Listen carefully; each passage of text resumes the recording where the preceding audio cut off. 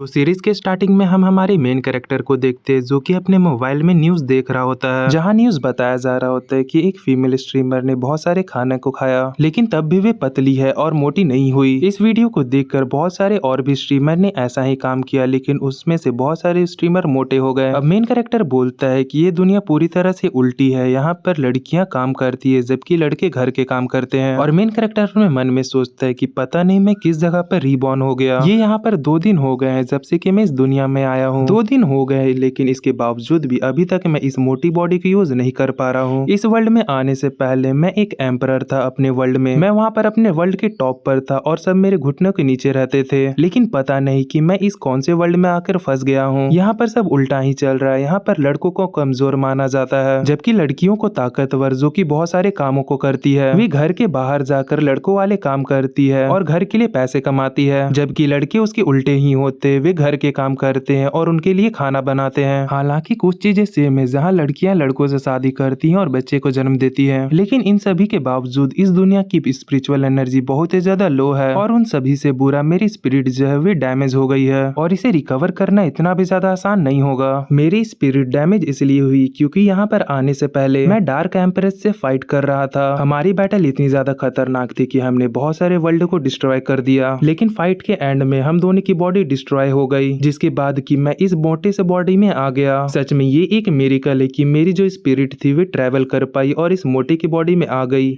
जहाँ तक मुझे इसकी मेमोरी मिली है तो इसका नाम लीमो है, जो कि एक ऑर्डिनरी सा रिच बंदा है और अभी हाई स्कूल में है। मुझे ये नहीं पता लेकिन हो सकता है कि डीमंस एम्प्रेस भी किसी की बॉडी में आ गई हो, पर मैं अभी कुछ भी नहीं कर सकता। सबसे पहले मुझे अपनी स्ट्रेंथ को रिकवर करना होगा। अब जब तक कि मेरी स्ट्रेंथ रिकवर नहीं हो जाती तब तक मुझे इसी आइडेंटिटी पे जीना होगा। लगता है कि मुझ जैसे एम्परर को भी अब स्कूल जाना होगा। अब ये रूम से बाहर आ जाता है और चारों तरफ देखते हुए कहता है कि इस बंदे की हालत उतनी भी ज्यादा बुरी नहीं है, ये घर उतना भी ज्यादा छोटा नहीं है। पर इस बात को मैं लकी बोलूं या अनलकी, पहले मैं जिस जगह पर रहता था ये घर वहाँ के फिश पॉन्ड से भी ज्यादा छोटा है। मेरा फिश पॉन्ड इस घर से ज्यादा बड़ा था। और ये लिनमो के पास्ट के बारे में बताता है कि इसके जो पेरेंट्स थे वे एक एक्सीडेंट में मारे गए, जिसके बाद इसकी ग्रैंडमा ने इसका ध्यान रखा, लेकिन अभी वे भी बीमार है। अब क्योंकि ये अकेला हो गया था जिससे कि इसकी आंट आकर यहाँ पर रहने लगी। इसकी आंट इसका यहाँ पर ध्यान रखने के लिए आ गई, लेकिन वे बिल्कुल भी अच्छी नहीं है। वे आते ही यहाँ पर इसके सारे प्रॉपर्टी को अपने नाम पर कर ली जब तक इसे पता चला। और साथ ही में इस बॉडी का जो ओरिजिनल ओनर था वे बहुत ही ज्यादा कमजोर था, उसके पास किसी का भी सपोर्ट नहीं था, इसीलिए उसने चुपचाप इन सारे चेंजेस को एक्सेप्ट कर लिया। ये सब सोचते हुए ये डिनर टेबल के पास आ जाता है और ये अपने सामने देखता है जहाँ पर इसकी आंट की फैमिली खाना खा रही होती है। अब ये भी वहाँ पर जाता है। अब हमें इनके आंट की फैमिली के बारे में बताया जाता है कि उनके पति का नाम युंगजुन है और ये जो बंदा बत्तीसी दिखाकर खाना खा रहा है ये आंट का भाई है जिसका नाम लिनजुआन है। अब हम इसके आंट को देखते हैं जिसका नाम लिनली होता है। ये बोलती है लिनबो तुम एकदम सही वक्त पर आए हो, मैंने तुम्हारे स्कूल के बारे में सुना है कि ही यानवी ने तुम्हें डंप कर दिया क्योंकि तुम बहुत ही ज्यादा मोटे हो और उसने तुम्हारा मजाक भी उड़ाया, लेकिन वे सही है। अब मैं यान हुई के बारे में बता दूं, वे इसकी पियोन्सी है और इन दोनों की शादी बचपन में ही तय कर दी गई थी। अब लिनमो बताता है कि जो इसकी ग्रैंड मदर थी उसने ही इन दोनों की शादी तय की थी और जिस लड़की के साथ इसकी शादी तय की गई थी उसका नाम ही यानी हुई था। लेकिन उस लड़की ने जैसे ही इस लड़के को पहले बार देखा था तो वे लड़की से देखते ही डर गई थी और उसने इस बॉडी के ओरिजिनल ओनर का मजाक भी उड़ाया और कहा कि वे इस जैसे मोटे आदमी से शादी कैसे कर सकती है। उसकी ऐसी कड़वी बातें सुनने के बाद इस बॉडी का जो ओरिजिनल ओनर था वे बहुत ही ज्यादा सदमे में चला गया था। उसका दिल पूरी तरह से टूट गया था और वे जब सड़क पार कर रहा था तो उसका ध्यान नहीं था और उसे एक ट्रक ने उड़ा दिया और जिसकी वजह से ये मारा गया। और जैसे ही इस बंदे का एक्सीडेंट हुआ इस बंदे की आंट ने इन दोनों की शादी को टर्मिनेट करवा दिया, उसने इन दोनों की शादी को तोड़ दिया। ये अपने मन में बोलता है कि ठीक हुआ कि ये मैरिज खत्म हो गई क्योंकि मुझ जैसा बंदा जो कि एक वर्ल्ड का एम्परर है वे ऐसे ही कैसे किसी भी लड़की से शादी कर सकता है। तभी जो इसकी आंट होती हुए बोलती कि लिनमो क्या तुम्हें कुछ सुनाई भी दे रहा है, मैं कितनी देर से तुम्हें यहाँ पर बोल रही हूँ। लिनमो इसकी बातें सुनकर बहुत ही ज्यादा गुस्से में आ जाता है और बोलता है कि उस लड़की से आखिर किसे ही फर्क पड़ता है, आइंदा उस लड़की का मेरे सामने नाम मत लेना। ये बात सुनकर इसकी जो आंट होती हुई बहुत ही ज्यादा शॉक्ड हो जाती है और हम देखते हैं कि लिनमो के अंदर से एक बहुत ही खतरनाक ऑरा निकल रहा होता है। अब लिनमो भी जाकर खाने के टेबल पर बैठ जाता है और ये इस खाने को देखकर कहता है, मुझे इस खाने को देखकर खाने की इच्छा नहीं हो रही है, क्योंकि जब से मैं इस दुनिया में आया हूँ मैं डाइट पर हूँ, लेकिन मैं इस बॉडी को भूखा भी तो नहीं ना मार सकता, तो इसीलिए मुझे खाना खाना ही पड़ेगा। और ये खाना स्टार्ट कर देता है और ये खाना खाने के बाद बोलता है कि सच में ये उतना भी ज्यादा बुरा नहीं है। तभी इसका कजन कहता है कि लिन, अगर मैं तुम्हारी जगह होता तो इतनी बेइज्जती के बाद अब्रॉड में जाकर पढ़ता। तुम्हें इतनी बड़ी रिजेक्शन मिली है लेकिन उसके बाद भी तुम यहीं पर जाकर पढ़ना चाहते हो। सच में मैंने तुम जैसा बेशरम बंदा आज तक नहीं देखा। लिन अपने मन में सोचता है कि सच में चीटी चीटी ही रहती है, आखिर मुझ जैसा एक एम्परर इस जैसे चीटी से क्यों ही बात करे। मैं अपने वर्ल्ड में 10,000 साल तक एक एम्परर रहा था, पर शायद मुझे अभी बात करना पड़ेगा ताकि मैं इस बॉडी से अलग ना चला जाऊं। मुझे इस बॉडी के रोल को निभाना पड़ेगा। तभी ये बोलता है कि नहीं, मैं कहीं नहीं जाने वाला, अभी की स्कूल लाइफ से मैं खुश हूँ। इसका कजन कहता है कि इससे कोई फर्क नहीं पड़ता है कि तुम कहाँ पढ़ते हो, जब तक कि तुम्हारे अच्छे मार्क्स आते हैं। लिनमो अपने मन में सोचता है कि मुझे तुमसे बात करके अपनी टाइम को वेस्ट करने की कोई जरूरत नहीं है। अब हम लोग 1 घंटे बाद देखते हैं जहाँ एक लग्जरियस सी कार आके रुकती है। तभी ड्राइवर कहता है कि यंग मास्टर, हम स्कूल आ चुके हैं, तो अब आप दोनों जा सकते हैं। तभी लिनमो का जो कजन होता है वे कहता है कि लिनमो, तुम मेरे साथ कार से बाहर मत निकलना। इस बात को सुनने के बाद लिनमो इसे घूरने लगता है। इसे ऐसा घूरता देखकर इसके कजन की फट जाती है। ये पूरा डरने लगता है, जिसके बाद ये यहाँ से चुपचाप गुस्सा होते हुए चला जाता है। अब इसके बाद लिनमो भी कार से बाहर निकलता है और वे खड़ा होकर स्कूल को देखता है। ये स्कूल को देखते हुए कहता है कि सच में इस वर्ल्ड का आर्किटेक्चर काफी ज्यादा अच्छा है, पर वही जो इस वर्ल्ड के लड़के लोग हैं वे बहुत ही ज्यादा वीक हैं और बिल्कुल एक लड़कियों की तरह रहते हैं। सच में इस वर्ल्ड के जो लड़के हैं वे बहुत ही ज्यादा अजीब है, जबकि जो लड़कियां हैं वे कुछ ठीक है। लिनमो यहाँ से जा ही रहा होता है कि तभी 2 लड़कियां बोलती है कि उस लड़की के पैर तो देखो, उसके पैर तो बहुत ही ज्यादा अच्छे हैं। इस बात को सुनने के बाद लिनमो का तो होश ही उड़ जाता है और बोलता है कि आखिरकार ये क्या बातें कर रही हैं। तभी यहाँ पर दूसरी लड़की आती है और कहती है कि उसे इस तरह से इतना ज्यादा मत घूरो। अब इन दोनों की बातें सुनकर लिनमो को बहुत ही ज्यादा अजीब लगता है और बोलता है कि कितना बकवास चीज हो रहा है मेरे सामने, मुझे यहाँ पर बहुत ही ज्यादा अजीब लग रहा है। सच में ये वर्ल्ड बहुत ही ज्यादा खतरनाक है, आखिरकार मैं अपनी लाइफ यहाँ पर कैसे गुजारूंगा। खैर छोड़ो, मुझे बस इस बात पे ध्यान देना चाहिए जो ड्यूमन किन है कहीं वे भी इस वर्ल्ड में तो नहीं ना आ गई है, और मुझे जल्द से जल्द अपने आप को पावरफुल बनाना पड़ेगा पहले के जैसा, इससे पहले कि उस ड्यूमन की उनकी पावर रिकवर हो जाए और वे मुझे ढूंढते हुए यहाँ पर आ जाए। अब लिनमो चलते हुए अपने क्लासरूम के बाहर आ जाता है। अब जैसे ही ये अपने क्लासरूम में जाता है सभी लोग चिल्लाते हुए कहते हैं कि देखो लिनमो यहाँ पर वापस आ चुका है। ये सभी इस पर हंसने लगते हैं और कहते हैं कि यानी हुई देखो तुम्हारा बॉयफ्रेंड आ चुका है। अब हम लोग यानी हुई को देखते हैं जो कि सेंटर में बैठी हुई होती है और इसके बगल में इसकी दोस्त बैठी हुई है। तभी यानी हुई की एक दोस्त कहती है कि लिनमो, क्या सच में तुमने यानी हुई को प्रपोज किया था? और हम यानी हुई को भी देखते हैं जो कि बैन को देखकर एक बहुत ही ज्यादा अजीब सा शक्ल बनाती है। इन सब को देखकर लिनमो अपने मन में सोचता है कि मुझे विश्वास नहीं हो रहा है कि मॉडल कितने ज्यादा बोरिंग हो सकते हैं। ये इन तीनों की बातों को इग्नोर कर अपने सीट की ओर बढ़ने लगता है। अब लिनमो का इस तरह का एटीट्यूड देखकर यानी हुई बहुत ही ज्यादा हैरान होती है। अब लिनमो अपनी सीट पर जाकर बैठ जाता है और ये सोचने लगता है कि आखिर ये किस तरह अपनी पावर को वापस पा सकता है, और ये अपने मन में बोलता है कि बिना किसी स्पिरिचुअल एनर्जी और नेचुरल ट्रेजर के इस बॉडी को रिफाइन करना बहुत ही ज्यादा हार्ड होगा। तभी इसके कंधे पर एक लड़की हाथ रखती है और कहती है कि तुम अभी भी मेरे बात पर विश्वास नहीं करोगे। मैंने तुम्हें पहले ही कह दिया था कि यानी हुई कभी भी तुम्हें पसंद नहीं करेगी। तुम्हें रियलिटी को समझना चाहिए और मुझे पता है कि तुम मेरी बातों पर विश्वास नहीं करोगे, लेकिन अगर तुम मेरी बातों को मानते हो और मेरी एडवाइस को सुनते हो तो तुम्हारा लाइफ फ्यूचर में अच्छा हो सकता है। तुम ऐसे सबसे ह्यूमिलेट होने से बच सकते हो। अब लिनमो इस लड़की के बारे में बताता है कि जहाँ तक मुझे मेमोरी मिली है सिर्फ ये लड़की ही ऐसी थी जो कि पूरे क्लास में इससे अच्छे से पेश आती थी और कभी कभी इसका साथ दे दिया करती थी, और इस लड़की का नाम युंगसू है। युंगसू कहती है कि तुम्हें समझना चाहिए कि क्लास 2 में तुम्हें कोई भी पसंद नहीं करता है, लेकिन जो लिनमो होता है ये इसकी बातों पर ध्यान नहीं दे रहा होता है। लिनमो को ऐसे शांत देखकर ये सोचती है कि कहीं इसने कुछ ज्यादा तो नहीं ना कह दिया। फिर अचानक से ये इसे बताने लगती है कि अभी भी तुम यानी हुई को पटा सकते हो, बस तुम्हें अपना वेट को कम करना पड़ेगा। अगर तुम अपने वेट को कम कर लेते हो और अच्छे अच्छे कपड़े पहनते हो तो शायद से चांस है कि यानी हुई तुमसे पट जाए। तभी इन सभी बातों को सुनकर लिनमो परेशान हो जाता है और इसे शांत रहने को कहता है। ये इससे कहता है कि अगर कोई इंपॉर्टेंट बात नहीं है तो शांति से रहो, मेरे सामने बकवास मत करो, और मुझे पता है कि तुम्हें मुझसे कुछ चाहिए इसीलिए तुम ऐसे फालतू से बकवास कर रही हो। इस बात को सुनकर सॉन्ग सरप्राइज हो जाती है और बोलती है कि आखिरकार तुम्हें कैसे पता चला? लिनमो कहता है कि मुझे पता है कि तुम उस तरह की लड़की नहीं हो जो कि फालतू में किसी से बात करे। तभी सॉन्ग कहती है कि हाँ मुझे तुमसे एक फेवर चाहिए, लेकिन तभी लिनमो इसकी बातें सुने बिना ही मना कर देता है। तभी सॉन्ग कहते हैं कम से कम मेरी बातें तो सुन लो, मैं बस इतना चाहती हूँ कि तुम मेरे साथ एक गेम खेल लो, इसमें ज्यादा देर नहीं लगेगा। अगर तुम मेरे साथ एक गेम खेल लेते हो तो एक दिन मैं तुम्हें यहाँ के सबसे ब्यूटीफुल वुमन से इंट्रोड्यूस करवा करवाऊंगी जो कि यानवी से भी बहुत ही ज्यादा सुंदर है। और मैं तुम्हें एक बात बता दूं कि अगर तुम ऐसे ही अकेले रहोगे तो कभी भी तुम्हारा कोई फ्रेंड नहीं बनेगा और तुम इसी तरह अकेले रह जाओगे। और ये कहते हैं कि हम लोग जल्द ही टूर के लिए वूजी माउंटेन में जाने वाले हैं, इसीलिए मैं सोच रही हूँ कि क्यों ना तुम्हें भी वहाँ पर लेकर जाऊँ। तुम्हें नहीं पता है कि वे माउंटेन कितना ज्यादा बड़ा है और अच्छा है, वहाँ पर एकदम ताजा हवा आती है। अगर तुम वहाँ पर नहीं जाओगे तो सच में तुम पछताओगे। अब लिनमो जैसे ही इस बात को सुनता है कि वे माउंटेन बहुत ही ज्यादा बड़ा है और ये हमें बताता है कि ऊंचे माउंटेन में ज्यादातर ये चांसेस होते हैं कि वहाँ की स्पिरिचुअल एनर्जी काफी ज्यादा डेंस हो। और जिस माउंटेन के बारे में ये बात कर रही है और जहाँ तक मुझे मेमोरी मिली है, वे जो वूजी माउंटेन है वे शायद आसपास के एरिया का सबसे बड़ा माउंटेन है। सच में अगर वे आसपास का सबसे बड़ा माउंटेन है तो ये मेरे लिए एक अच्छी अपॉर्चुनिटी हो सकती है कि मैं इस बॉडी का फैट कम कर सकूं और अपनी ट्रेनिंग को कर सकूं। लिनमो कहता है ठीक है, मैं तुम्हारे साथ गेम खेलने के लिए तैयार हूँ और उस माउंटेन में भी जाने के लिए तैयार हूँ, पर मैं तुम्हें पहले ही बता दूं कि मैं गेम खेलने में बहुत ही ज्यादा बुरा हूँ। पर सॉन्ग इसी बात से खुश होती है कि लिनमो इसके साथ गेम खेलने के लिए आ रहा है। ये लिनमो को कहती है कि तुम्हें घबराने की कोई जरूरत नहीं है, हमारा मैच क्लास 3 के 3 इडियट के साथ है जो कि अपने आप को कुछ ज्यादा ही प्रो समझती है। अब इसके बाद सीन शिफ्ट होता है और हम स्कूल के बाद कंप्यूटर लैब को देखते हैं। यहाँ पर सॉन्ग बोल रही होती कि आज मैंने जानबूझ के क्लब इवेंट को पोस्टपोन कर दिया, जिसकी वजह से आज यहाँ पर हमें डिस्टर्ब करने के लिए कोई नहीं आएगा। तो इसका मतलब है कि हम यहाँ पर बिना रुके आराम से गेम खेल सकते हैं। अब ये दोनों जाकर पीसी पर बैठ जाते हैं, जहाँ पर सॉन्ग बताने लगते हैं कि आखिर गेम में कैसे लॉगिन करना है। अब इसके बताए गए पासवर्ड ये सबको डालकर लिनमो गेम में लॉगिन कर लेता है। अब ये गेम में लॉगिन करके जैसे ही अपने प्रोफाइल को देखता है, ये यहाँ पर बहुत ही ज्यादा शॉक्ड हो जाता है क्योंकि इसका गेम में नाम मोमो बेबी करके होता है। तभी सॉन्ग भी यहाँ पर गेम को लॉगिन करके इसके पास आ जाती है। ये यहाँ पर आते ही बोलने लगती है कि लिनमो, मैंने किंग ऑफ द किंगडम को फोन किया है और वे हमारी मदद करने के लिए एक छोटा सा पोर्टल खोलेगी और हम उसी प्रो प्लेयर के पीछे पीछे फाइट करेंगे। कि तभी यहाँ पर मेन कैरेक्टर को किसी की आवाज आती है और हम देखते हैं कि यहाँ पर एक लड़की भागते हुए आ रही होती है। ये यहाँ पर आते ही बोलती है कि सच में तुम गेम के अंदर एक आदमी को लाने में सक्सेसफुल हो गई। वैसे लिटिल ब्रदर आखिरकार तुम कहाँ से हो? तो इस पर लिनमो कहता है कि मैं इसका क्लासमेट हूँ। अब इस बात को सुनकर ये यहाँ पर एक प्यारी से शक्ल बनाती है और बोलती है कि ओ तुम उसके क्लासमेट हो। कि तभी पीछे से सॉन्ग बोलती है कि मैंने ट्रायो मैच स्टार्ट कर दिया है। अब इस बात को सुनती ये तेजी से यहाँ से जाते हुए कहती है कि तुम दोनों यहीं पर रुको और देखो कि मैं कितनी जल्दी जाकर अपोजिट साइड को डिस्ट्रॉय कर आती हूँ। अब कुछ देर बाद सॉन्ग भी यहाँ से जाने लगती है। ये यहाँ से जाते हुए बोलती है कि तो ठीक है, मैं अभी उसे देखने के लिए जा रही हूँ। अब इसके यहाँ से जाते ही लिनमो अपने मन में सोचने लगता है कि हमारे वर्ल्ड में सिर्फ लेजेंड ही इमॉर्टलिटी को प्राप्त कर सकते हैं, पर जो मैं ये अभी गेम खेल रहा हूँ ये मेरे कल्टीवेशन वर्ल्ड से बहुत ही ज्यादा सिमिलर लग रहा है। इसका डिजाइन बहुत ही ज्यादा सिमिलर है। ये यहाँ पर अपने मन में सोच रहा होता है कि मुझे यहाँ पर बहुत ही ज्यादा चिंता हो रही है कि कहीं इस वर्ल्ड में भी इमॉर्टल लोग तो नहीं ना है। सच में मैं यहाँ पर लापरवाह नहीं हो सकता। ये सब सोच ही रहा होता है कि तभी इसके सामने गेम में एक नोटिफिकेशन आता है कि कैट स्लेयर को फ्लाइंग फेदर ने मार दिया है। ये यहाँ पर गेम में बैठा हुआ था कि तभी अपने साइड में देखता है जहाँ पर कैट स्लेयर दोबारा से जिंदा हो जाती है। मतलब जो गेम खेलते उन्हें पता ही है कि यहाँ पर रिस्पॉन्स हो गई है वापस से। अब यहाँ से दोबारा जाते हुए कहती है कि पिछली बार तो मुझसे गलती से मिस्टेक हो गई, लेकिन तुम यहीं पे रुको, मैं अभी तुरंत ही उससे बदला लेकर आती हूँ। अब कुछ देर बाद फिर से यहाँ पर एक नोटिफिकेशन आता है कि कैट स्लेयर दोबारा से मर गई है, जिसके बाद ये फिर से यहाँ पर रिस्पॉन हो जाती है। ये यहाँ पर गुस्से में कहती है कि मैं इस बार उसे नहीं छोड़ूंगी। तभी सॉन्ग यहाँ इससे कहती है कि अपोजिट साइड में जरूर कोई एक मास्टर होगा, चलो मैं यहाँ पर तुम्हारी मदद कर देती हूँ। लेकिन अगले ही पल गेम में ये नोटिफिकेशन आता है कि ये दोनों ही वहाँ पर जाकर मारे गए हैं। अब सॉन्ग यहाँ पर इससे बहुत ही ज्यादा गुस्सा हो जाती है और ये यहाँ पर चिल्लाते हुए कहती है कि सिस्टर, तुम तो किंग ऑफ द स्लेयर थी ना, तो आखिरकार तुम 2 बार ऐसे कैसे मर सकती हो? यहाँ तक कि मैं तुम्हारे जोश को बढ़ाने के लिए एक सुंदर आदमी को भी यहाँ पर लेकर आ गई थी, तो आखिरकार तुम यहाँ पर बार बार ऐसे कैसे हार सकती हो? ये बोलती है कि जरूर जो सामने फ्लाइंग फेदर वाली बंदी है वे टॉप 100 किंग में से एक होगी। तभी ये लिनमो को देखते हुए कहते हैं कि लिनमो, फ्लाइंग फेदर तुम्हारे जस्ट पीछे है, जल्दी से तुम उससे बचो। लिनमो इसे बोलता है कि तुम चिंता मत करो। अब ये यहाँ पर गेम में भागते हुए कहता है कि हजारों साल से जो मैंने फाइट की है उसकी फाइटिंग स्पिरिट अभी भी मेरे अंदर है, तो आखिरकार ऐसा ही कोई ऐरा गैरा बंदा मुझे गेम में कैसे मार सकता है? अब इसके बाद हमें मेन कैरेक्टर की अपोजिट टीम को दिखाया जाता है जो कि एक इंटरनेट कैफे में बैठकर गेम खेल रहे होते हैं। हम अंदर देखते हैं जहाँ एक लड़की हंसते हुए कहती है कि यू डैंग, तुम सच में बहुत ही ज्यादा अमेजिंग हो, तुम तो वाकई में टॉप 100 किंग में रहना डिजर्व करती हो। तभी इनमें से एक और कहती है कि देखो वही बंदा भाग रहा है, जल्दी से उसे पकड़ो। इस पर यू डैंग कहती है कि तुम लोग चिंता मत करो, वे मुझसे बचकर नहीं जा पाएगा। अब इसके बाद हम गेम को देखते हैं जहाँ मेन कैरेक्टर भाग रहा होता है, ये उसके पीछे पड़ी हुई होती है। ये यहाँ पर भागते हुए कहता है कि वो तुम अभी भी मेरा पीछा कर रही हो। तभी अचानक से रुक जाता और पीछे मुड़ते हुए अपने तलवार को कंट्रोल करने लगता है। ये यहाँ पर अपने तलवार को कंट्रोल करते हुए कहता है कि जब से मैं एम्परर बना हूँ ना ही मुझे कोई मार पाया है और ना ही किसी ने मेरा पीछा किया है। अब यू डैंग मेन कैरेक्टर को अपनी तरफ अटैक करता देखकर तुरंत ही झाड़ी में छुप जाती है। अब ये देखकर मेन कैरेक्टर अपने मन में बोलता है कि सच में ये कितनी ज्यादा फास्ट है। ये यहाँ पर बोलता है कि इस गेम में अटैक लगना बहुत ही ज्यादा हार्ड है। तभी ये यहाँ पर अपनी पावर का इस्तेमाल करने लगता है। तभी हम यू डैंग को देखते हैं जो कि झाड़ियों के पीछे छुपी हुई होती है। ये मेन कैरेक्टर को देखते हुए कहती है कि देखो तो इस बंदे को देख के ऐसा लगता है कि ये बहुत ही बड़ा नूबड़ा है। मैं यहाँ पर छुपी हुई हूँ लेकिन इस बंदे को यहाँ पर कोई भी आइडिया नहीं है। ये तुरंत ही मेन कैरेक्टर पे अटैक करते हुए बोलती है कि लगता है कि मुझे यहाँ पर एक और पॉइंट मिलने वाला है। पर तभी हम यहाँ पर मेन कैरेक्टर को देखते हैं जो कि इसे नोटिस कर लेता और बोलता है कि अब इसके इतना कहती है हम गेम में देखते हैं जहाँ इसका कैरेक्टर सीधे अपने तलवार से इस बंदी को खत्म कर देता है और सभी के सामने ये नोटिफिकेशन आता है कि flying feather girl momo baby के हाथों मारी गई है। अब इस नोटिफिकेशन को देखकर एक लड़की कहती है कि क्या युंग टैंग हार गई। ये बोलती है कि मोमो बेबी तो काफी ज्यादा स्किल लगता है जिसने कि हमारी युंग टैंग को हरा दिया है। और यहाँ पर युंग टैंग भी काफी ज्यादा हैरान होती है। अब दूसरी तरफ हमें सॉन्ग को दिखाया जाता है जो कि यहाँ पर बहुत ही ज्यादा खुश होती है। ये यहाँ पर खुश होते हुए बोलती है कि लिनमो मुझे पता नहीं था कि तुम इतने ज्यादा प्रो हो। कि तभी ये देखती है कि लिनमो यहाँ पर नहीं हिल रहा और ये बोलती है कि हे तुम ठीक तो हो ना। हम यहाँ पर लिनमो को देखते हैं जो कि यहाँ पर बहुत ही ज्यादा परेशान होता और अपने मन में सोचता है कि मुझे नहीं लगा था कि मेरी थोड़ी सी एनर्जी इस्तेमाल करने की वजह से ये बॉडी इतनी ज्यादा घायल हो जाएगी। अब इसके बाद हमें फिर से युंग टैंग को दिखाया जाता है जहाँ पर ये एक पेड़ के ऊपर बैठी हुई होती है। इसकी सभी साथी यहाँ पर कह रही होती है कि युंग टैंग कुछ करो, कैट स्लेयर ने हम सभी को मार दिया है। लेकिन हम युंग टैंग को देखते हैं जो कि इन सभी बातों को इग्नोर कर रही होती है। ये यहाँ पर सिर्फ मेन कैरेक्टर को ढूंढ रही होती है कि आखिरकार वे कहाँ पर है। कि तभी इसे वे नीचे भागता हुआ दिख जाता है। ये उसे देखते ही बोलती है कि ओ तुम यहाँ से भागकर मुझसे बचना चाहते हो। ये भी यहाँ पर उसका पीछा करते हुए बोलती है कि नहीं इस बार मैं तुम्हें यहाँ पर नहीं छोड़ूंगी। तभी लिनमो भी इसे अपने पीछे आता हुआ नोटिस कर लेता है और अपने मन में बोलता है कि क्या ये फिर से मेरा पीछा कर रही है। अब ये भागते भागते यहाँ पर रुक जाता है और अपने तलवार से उस पर हमला कर देता है। अब युंग टैंग ये देखकर बोलती है कि हाँ आखिरकार तुम्हें क्या लगता है कि तुम एक ही टेक्निक से मुझे दोबारा मार सकते हो। ये यहाँ पर उछलकर उस तलवार को डॉज करती है लेकिन तब भी ये तलवार जाकर इसके टांग में घुस जाती है। अब इससे ये यहाँ पर गिर जाती है और अपने मन में सोचती है कि क्या आखिरकार ये कैसे हुआ। ये सब सोच ही रही होती है कि तभी गेम ओवर हो जाता है और तभी इसकी साथी से कहती है कि युंग टैंग हम लोग तो यहाँ पर हार गए, सब कुछ ओवर हो गया। अब वे जो बंदरिया सॉन्ग वे तो हम पर हंसेगी। ये सब कही रही होती है कि तभी युंग टैंग आकर इसे कॉलर से पकड़ लेती है और बोलती है कि आखिरकार वे न्यू प्लेयर कौन था, क्या तुम उसे जानती हो। ये बोलती है कि नहीं मैं तो नहीं जानती पर शायद सॉन्ग जानती होगी, तुम रुको मैं अभी उसे कॉल करती हूँ। अब इस बात को सुनकर ये यहाँ पर बैठ जाती है और अपने मन में कहती है कि मुझे पता लगाना पड़ेगा कि आखिरकार ये मोमो बेबी कौन है। अब इसके बाद हम सॉन्ग को देखते हैं जो कि यहाँ पर इन लोगों से फोन पर बात कर रही होती है। ये यहाँ पर हंसते हुए बोल रही होती है कि आखिरकार तुम लोगों को हार कर कैसा लगा और क्या तुम हमारी पूरी टीम से मिलना चाहती हो, तुम लोग वहीं पे रुको मैं अभी तुम लोग से मिलने के लिए आ रही हूँ। अब इसके बाद ही यहाँ पर मेन कैरेक्टर के पास आकर इसकी तारीफ करने लगती है। अब इसके मुंह से अपनी तारीफें सुनकर मेन कैरेक्टर को यहाँ पर हजम नहीं होता। तभी ये यहाँ से उठते हुए बोलता है तो ठीक है अब मैं यहाँ से जाता हूँ। ये बोलती है कि क्या तुम इतनी जल्दी यहाँ से जा रहे हो। ये बोलता है कि हाँ। अब यहाँ से जाते हुए बोलता है कि तुम अपना वादा मत भूलना। जिस पर सॉन्ग बोलती है कि हाँ तुम चिंता मत करो मैं नहीं भूलूंगी। अब इसके यहाँ से जाते ही ये फोन पर बात करने लगती है और बोलती है कि क्या सन बात के लिए चलोगी, ठीक है स्कूल के बाद गेट पर मेरा इंतजार करना। अब इसके बाद सीन शिफ्ट होता है और हम मेन कैरेक्टर को देखते हैं जो कि टैक्सी से अपने घर पर आ गया होता है। जिसके बाद ये अपने रूम में जाकर अपने बैग को रखते हुए बेड पर लेट जाता है। ये लेटते ही बोलता है कि सच में ये बॉडी कितनी ज्यादा नाजुक है। अब इसके बाद तुरंत ही हमें अगले दिन का सीन दिखाया जाता है जहाँ पर मेन कैरेक्टर का कजन पीछे से चिल्लाते हुए कहता है कि लिनमो तुम्हें सुनाई नहीं दे रहा है, मैंने कहा तुम वहीं पर रुको। ये यहाँ पर इसके पास आते हुए कहता है कि आखिरकार तुम यानी हुई को बीटा कॉन्सेंट में क्यों बुला रहे हो, तुम्हें जबकि पता है कि तुम उसके लायक नहीं हो। पर मेन कैरेक्टर यहाँ पर इसकी बातें नहीं सुनता और सीधा इसे इग्नोर कर आगे बढ़ जाता है जिससे कि ये जो बंदा होता है वे बहुत ही ज्यादा चिढ़ जाता है। अब ये जैसे ही क्लास में पहुंचता है हम क्लास में सॉन्ग को देखते हैं जो कि इसे देखते हुए कहती है लिनमो तुम आ गए। ये यहाँ पर शर्माते हुए बोलती है कि क्या तुम्हें पता है कि कल गेम में जिसे तुम फाइट कर रहे थे वे जययुंग टैंग थी जो कि हमारे ही स्कूल से है।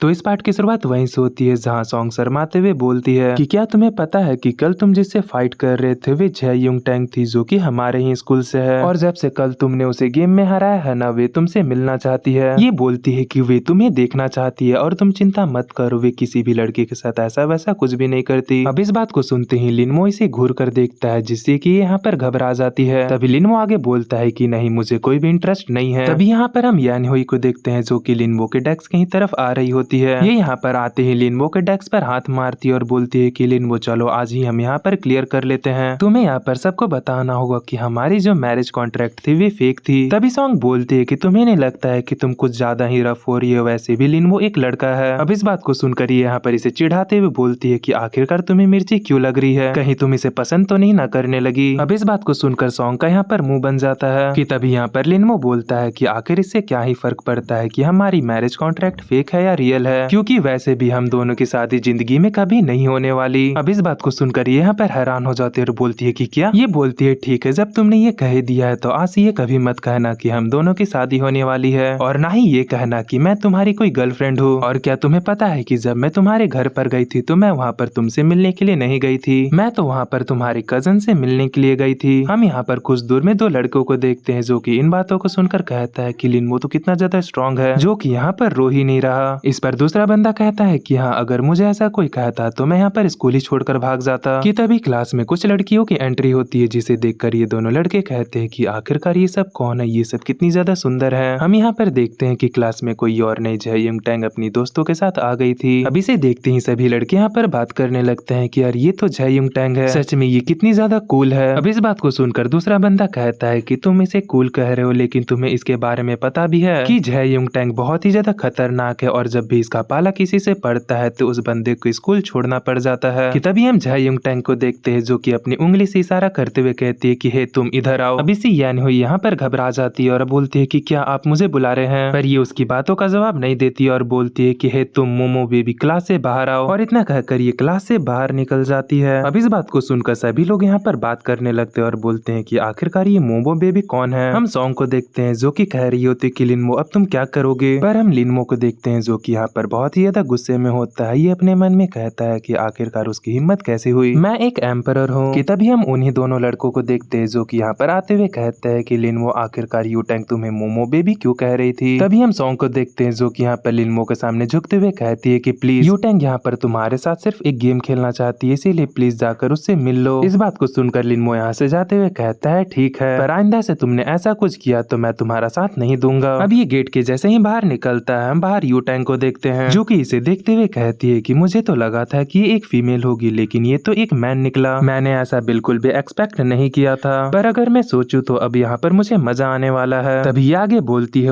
तो तुम वही हो जिसने कि उस दिन मुझे गेम में हरा दिया था, वेल ये इतना ज्यादा खराब भी नहीं था। फिर ये यहाँ पर चिल्लाते हुए बोलती है कि अगर तुमने मुझे एक बार हरा दिया है तो अपने आप को ज्यादा प्रो मत समझो, तुम मुझे क्लास के बाद मिलना, इस बार हम एक और मैच खेलेंगे और इस बार मैं तुम्हें बता दूंगी कि हम दोनों में से ज्यादा प्रो कौन है। लिनवो यहाँ से जाते हुए बोलता है कि वेल मैं उतना ज्यादा प्रो नहीं हूँ, मैंने तो उस दिन बस तुम्हें तुक्के से ही हरा दिया था, तो इसीलिए अब तुम ज्यादा चिंता मत करो और अपनी क्लास में चली जाओ। अब इस बात को सुनकर इसे यहाँ पर गुस्सा आने लगता और ये चिल्लाते हुए बोलती है कि आखिरकार ये मोटा आदमी है कौन, आखिरकार ये मुझे ऐसे इग्नोर कैसे कर सकता है, क्या इसे पता भी है कि मैं कौन हूँ। इसकी दोस्त यहाँ पर हंसते हुए बोलती है कि क्या तुम्हें इसके बारे में नहीं पता है, ये तो स्कूल में अभी बहुत ही ज्यादा पॉपुलर है क्योंकि इसे एक लड़की के द्वारा डंप कर दिया गया है, इसीलिए अब हो सकता है कि उसे किसी से फर्क ना पड़ता हो। अब इस बात को सुनकर ये यहाँ पर गुस्से में जाने लगती है और बोलती है कि दोपहर में उसे मेरे पास लेकर आ जाना। इस पर ये बोलती है कि ठीक है। अब लिनवो जैसे ही क्लास के अंदर आता है सभी लड़के इसे घेर लेते हैं और इसे बोलने लगते हैं कि लिनवो आखिरकार यू टैंग ने तुमसे क्या कहा और आखिरकार उसने तुम्हें बाहर क्यों बुलाया था। कि तभी यहाँ पर सॉन्ग डबल मीनिंग बात करते हुए कहती है कि कल तुमने उसके साथ तो खेला था, लेकिन अगर आज भी चाहो तो उसके साथ जाकर अकेले तुम खेल सकते हो। लिनवो इसकी बात सुनकर कहता है कि तुम अपनी बकवास करना बंद करो और तुम्हें पता है न कि तुमने क्या कहा था। इस बात को सुनकर ये लिनवो के सामने हाथ जोड़ते हुए बोलती है कि हाँ मुझे याद है, मैं तुम्हें वूजी माउंटेन पर जरूर लेकर जाऊंगी और मैं अपने साथ बहुत सारी सुंदर सुंदर लड़कियों को भी लाऊंगी। अब इस बात को सुनकर ये कहता है कि नहीं, तुम्हें अपने साथ किसी को भी लाने की कोई जरूरत नहीं है। अब सॉन्ग यहाँ पर इमेजिन करने लगती है कि पहाड़ पर ये और सिर्फ लिनवो होगा और कैसे ये दोनों एक बेंच पर बैठकर रोमांटिक भरी बातें करेंगे। अब इस बात को सोचते ही इसके यहाँ पर पसीने छूटने लगते हैं। अब ये सोचती ही ये यहाँ पर अपनी बुराई करने लगती है और बोलती है कि अरे मैं तो यानहुई से भी बहुत ही ज्यादा बुरी हूँ, इसीलिए प्लीज मेरी तरफ मत देखो। अब इसकी बातें सुनकर लिनवो यहाँ पर सदमे में आ जाता है और अपने मन में बोलता है कि आखिरकार इस लड़की में ऐसा क्या है जो कि मैं इसमें ट्राई करूंगा। अब यहाँ पर दोपहर हो जाता है कि तभी यू टैंग की दोस्त क्लासरूम में आते हुए बोलते हैं कि लिनवो आखिरकार तुम कहाँ पर हो, जल्दी से चलो, यू टैंग तुम्हारा वेट कर रही है। पर ये जैसे ही क्लासरूम में आकर देखती है तो लिनवो वहाँ पर नहीं होता है और ये बोलती है कि आखिरकार वे कहाँ चला गया। अब इसके बाद सीन शिफ्ट होता है, हम कैफेटेरिया को देखते हैं जहाँ पर लिनवो अपना खाना लेकर खड़ा होता है और आसपास खड़े सभी लोग इसे देखते हुए बोलते हैं कि देखो तो इसे, ये कितना ज्यादा मोटा है। हम लिनमो को देखते हैं जो कि इन सभी के बातों को इग्नोर कर कर फूड काउंटर पर जाता है और बोलता है कि मेरे खाने को पैक कर दीजिए। ये चच्चा भी बोलते हैं कि हाँ ठीक है। अभी यहाँ पर अपने खाने को पैक कराकर यहाँ से जाने लगता है और अपने मन में सोचता है कि मुझे अभी भी इस बेकार वर्ल्ड की आदत नहीं हुई है। यहाँ के लोग सच में कितने ज्यादा पक पक करते हैं। अब यहीं पर हम एक लड़की को देखते हैं जो कि यहाँ पर चलते हुए जा रही होती है। ये यहाँ पर चलते हुए बोल रही होती है कि इस बॉडी की ओनर तो वैसे ही 1 साल में मरने वाली थी, पर ये अच्छा हुआ कि मैं इसके बॉडी में आ गई और अब मैं इस बॉडी की सारी विशेष को फुलफिल करूंगी। और मैं बता दूं कि ये वही फीमेल डीमन है जिसके साथ मेन कैरेक्टर ने दूसरे वर्ल्ड में फाइट की थी। हम यहाँ पर आसपास के लड़कों को देखते हैं जो कि इसे देखकर इस पर फिदा हो रहे थे। ये अपने मन में सोच रही होती है कि अब से तुम्हारी लाइफ मेरी लाइफ का एक पार्ट बन गई है और अब से मैं तुम्हारी बॉडी में जीऊंगी। पर ये काफी ही ज्यादा दुख की बात है कि तुमने इतनी छोटी उम्र में इतनी ज्यादा दुखों को झेला। और ये आगे बताती है कि मैंने हजारों सालों तक अपने वर्ल्ड में कल्टीवेशन किया और फाइनली जाकर मैंने उस एम्परर को भी मार दिया था, पर उसे मारने के बाद मुझे खुशी नहीं हो रही थी। मुझे ऐसा लग रहा था कि मैं खाली हूँ और वहाँ पर फ्यूचर में सिर्फ एक ही काम किया जा सकता था, वे है कि डीमन वर्ल्ड को रिवाइव करना। ये बोलती है कि नहीं नहीं, मैं एम्परर को कमजोर नहीं समझ सकती। मुझे यकीन है कि जैसे मैं मरकर इस वर्ल्ड में आ गई वैसे वे एम्परर भी जरूर आ गया होगा, तो इसीलिए मुझे जल्द से जल्द स्ट्रॉन्ग बनना पड़ेगा। पर अगर सच बताओ तो ये दुनिया काफी ही ज्यादा इंटरेस्टिंग है। यहाँ पर लड़कियाँ लड़कों पर राज करती है जबकि हमारे वर्ल्ड में ऐसा कुछ भी नहीं होता था। मैं सिर्फ एक डीमन लॉर्ड की बेटी थी, मैं वहाँ पर कुछ भी कर लेती लेकिन फादर मुझे हमेशा नीचा ही समझते। वे हमेशा मुझे नीची नजरों से देखते थे, इसीलिए मैंने उन्हें एक दिन मार डाला। पर सच में ये वर्ल्ड तो बहुत ही ज्यादा अपोजिट है। यहाँ पर लड़कियाँ लड़कों से बहुत ही ज्यादा ताकतवर हैं और यहाँ पर कल्टीवेशन भी नहीं है। हाँ, इस वर्ल्ड में थोड़ी सी स्पिरिचुअल एनर्जी तो है पर वे भी बहुत ही ज्यादा कम है। बस छोड़ो इन सभी बातों को, क्योंकि इस बार मैं बहुत ही ज्यादा खुश हूँ, क्योंकि इस बार मैं बहुत ही ज्यादा सुंदर हूँ। और मेरे पीछे इस मोटे लड़के को तो देखो, ये कितनी देर से मेरा पीछा कर रहा है। तभी अचानक से रुक जाती है और पीछे मुड़कर देखती है कि इतने में ही ये दोनों बहुत ही ज्यादा करीब आ जाते हैं। तभी ये हमारे मेन कैरेक्टर को बोलती है कि तुम इस तरीके से मुझे फॉलो मत करो, तुम्हारे जैसे लड़के का मुझे इस जन्म में पाना एकदम इम्पॉसिबल है। अब इस बात को सुनकर लिनमो यहाँ पर हैरान हो जाता है, जिसके बाद ये इसे इग्नोर कर कर आगे बढ़ जाता है। अब इससे यहाँ पर बहुत ही ज्यादा शर्मा जाती है और यहाँ से शर्मा कर जाते हुए कहती है कि ये ज्यादा अच्छा होगा कि मैं जल्दी से अपनी पावर को रीगेन कर लूं और जितनी जल्दी हो सके इस दुनिया से बाहर चली जाऊं।